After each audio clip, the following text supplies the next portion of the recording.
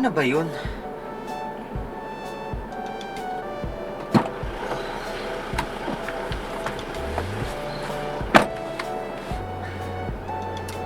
Oh! Parang ang lungkot mo.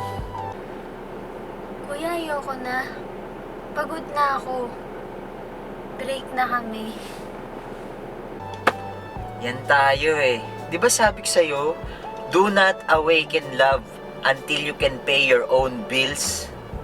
Isa pa, estudyante ka pa lang, mag-aral ka muna.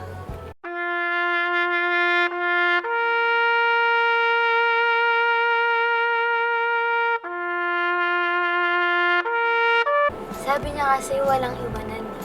Ako na yung forever na. Forever? Forever? Tawag dyan, paasa. Kay Jesus mo lang matatagpuan ang forever at ang siguradong pag-asa.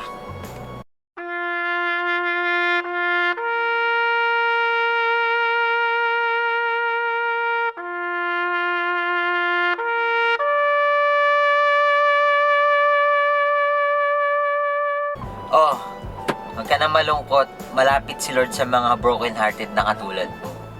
Malalagpasan mo din yan. Salamat, kuya.